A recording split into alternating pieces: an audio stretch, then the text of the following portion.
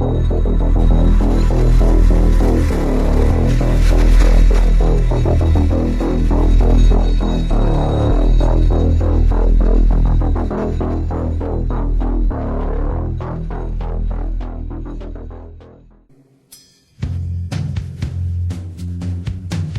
name is Nassim Sabs.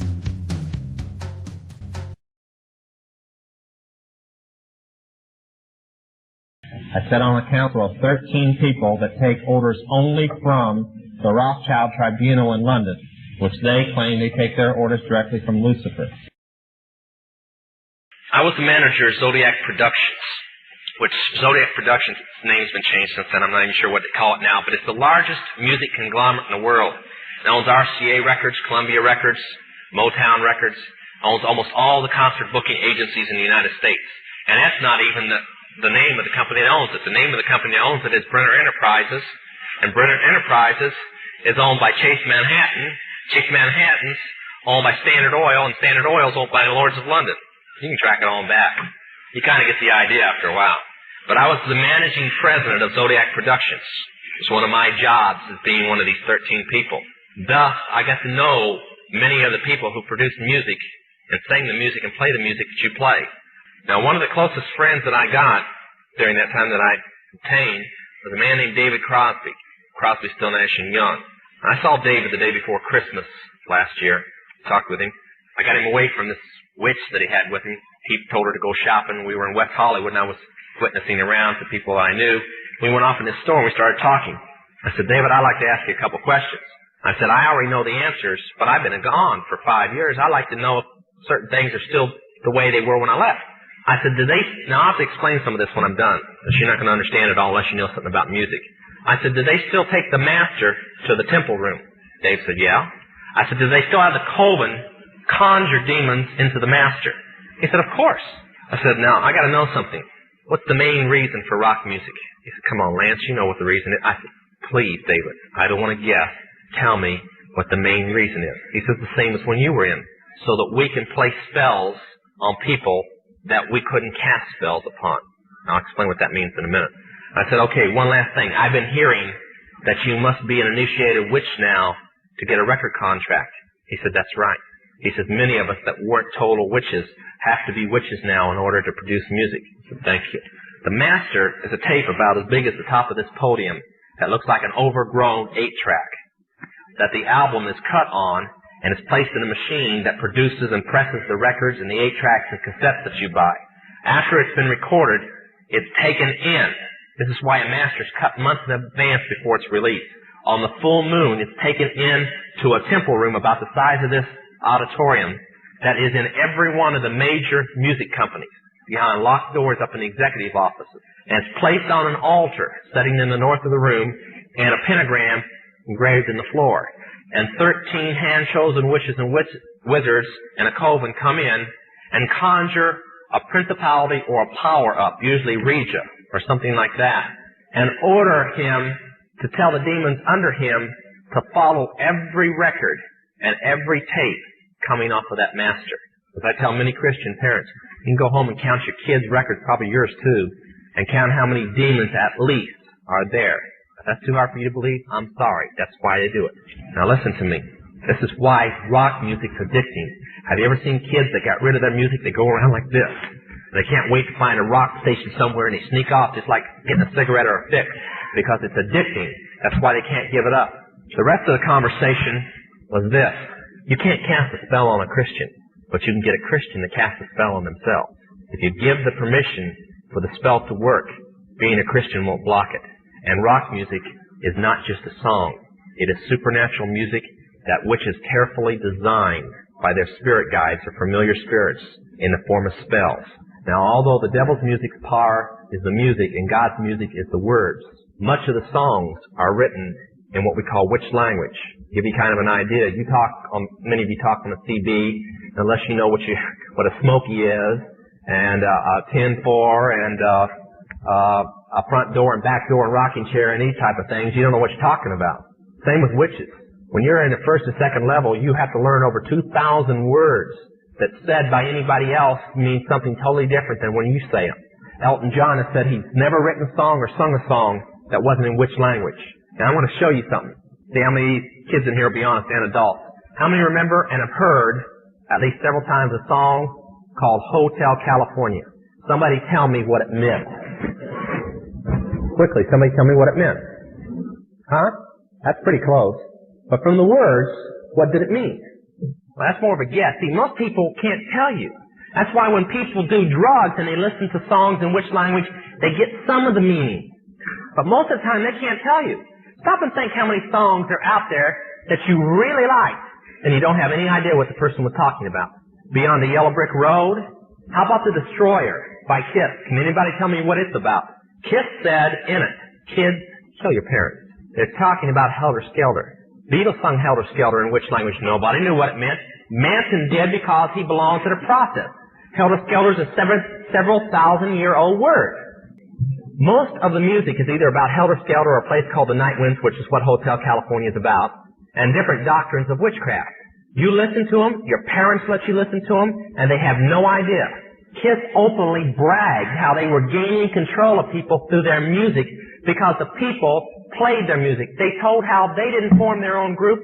Their church, because they were ordained ministers of the Satanist church, placed them together. And that's how most of the music is done. David Crosby, when him and Crosby, Still, Nash & Young produced the record Two-Way Street, they ordered the principality of Medici to order demons of rebellion to go into the record, and everybody that heard it would be rebellious against law and order and government. And it was one of the reasons for the great upheaval in the 60s was that one album. And they take open credit for it. And I've known many ministers that were once witchcraft ministers under the guise of Christians that had just changed mid-river and became Christians. But they, rather than ruin their ministry, they've never told anybody. And there are a few that I know that used to be on the payroll of the Illuminati that are now Christians. So I don't know. Yes. No.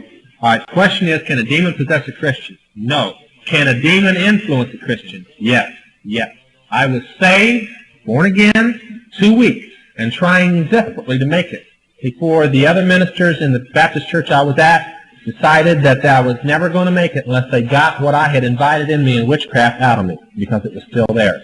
It had lost control. Before, I couldn't do anything it didn't want me to do. But from the time I accepted Jesus, that broke the control. But it had influence in my life still that had to go. And for those that have been on drugs and those that have been in the occult, and there have been a few that have come up and told me so, they'll probably bear witness that they have. This is what I was talking about earlier, the withdrawal. A lot of it went when I went through the occult withdrawal, which is worse than drug withdrawal. It is tremendously worse. A person that has come out of witchcraft, that has been in it strongly, and demon worship in particular, can be 1 minute just sitting there really talking about the Lord, quoting Scripture, and the next minute knocking anybody down between you and the door. I've seen them claw up the wall with their bare fingers trying to claw out of the room they were going through a draw in just to get out, because the force on the other side was calling them back to them, the other witches. This is what they do first. Then if they can't get you back, then they try and kill you supernaturally. That don't work on a Christian, so they try and... It was really funny. Most witches had given up the aspect of trying to kill me supernaturally shortly after I was saved. This is how they tried first. I went to Minneapolis, and they hadn't got the message, evidently. So they started casting spells, which didn't work at all, but you could feel them in the air. And then, when they found out that didn't work after a week, then they took the bullet. But they hadn't got the message yet. But they're slowly learning they can't cast on a Christian if the Christian is sold out. I'm sure a few people know there's those that have Jesus as Savior, and then there's those that have Jesus as Lord. Yes. My wife was saved in a meeting a few years after I was saved, and her title was Lady Diana. That was her witch name. She was the state high priestess. She ruled everything in the state of Ohio that was in witchcraft. She was also the witch queen of one of the denominational brotherhoods, the Watchers. On a scale in this country of maybe 1 to 25, she was probably the 10th most powerful witch in the United States after my salvation. And she has close to $50,000 on her head because she's come out, not because she married me, just because she got saved. And we took her into a rehabilitation ministry, and then later we started dating and we're married and so on. But she does a fine ministry. Right now she's just about ready to deliver a baby. She thinks she might even have it today. So she's not exactly ministering lately. Yeah. No. Okay. Let me take about 5 minutes here. The question is human sacrifice practiced in witchcraft? I have to be kind of careful since a police officer is present here without incriminating myself or something, but The Broken Cross was written by myself and Jack Chick. When it was reproduced, the guy who was doing the wording in the book, writing our story form out, changed a few words he thought were stronger. He changed the word witchcraft to Satanism a couple places, and he changed the word Lucifer to Satan. That messed up the book. We didn't catch it until just recently. All these years I've been reading it, just kind of skipping over it because it means the same thing in my mind. But when a witch who doesn't believe in Satan reads it, it blows the whole thing. Since it wasn't written on Satanism, it was written on witchcraft. So the next printing coming out, they're changing the words back the way they're supposed to be. Satanism practices a form of sacrifice in some groups. Witches practice it more. To the everyday witch, that's a lie, I'm telling you. There's a few witches here in the congregation tonight that I know. But there's a few here also that are in the human sacrifice, and they know I'm not lying. And when you get up into a higher level, 4th, 5th, or 6th, you find out that the power rests with blood sacrifice. You become what is called a human chalice. In other words, you are proving to Satan through the blood and the death of this person that you are sold totally out to him, although they don't believe in Satan. You're proving it to Lucifer. The things that always puzzled me was if we were worshiping a God of love, peace, and joy, why were we killing somebody to worship him? It was one of the things I could never understand. But this is the thing that goes on. One of the books most interesting that proves it, I'm saying this for witches that are present, not the Christians, leave it alone, is the Aleister Crowley library, where he was involved in human sacrifice, and he was a master magician or witch, or wizard, whatever term they want to use. So it does go on. And in fact, to become a 6th level witch, you must perform it. It's just like when they tell, now this is for the women, not the men, when they tell the young girls getting into witchcraft that homosexuality has nothing to do with witchcraft. In order to become a high priest, the girl must be bisexual. She must perform a bisexual act. So see, every level you go to, they tell you a different story. And they tell you that people below aren't ready to receive it yet. And so every step you go up the ladder, everything you've been told before is a lie, and all of a sudden you learn new truth. The only type of witches that are kind of ignorant, there are a couple of them here today, are the self-proclaimed witches, the ones who are practicing outside the organization on their own, and they think they know it all, you see. They'll find out one of these days when an enforcer comes from the organization and tells them you either join or you die. Then they'll find out it's not a game anymore.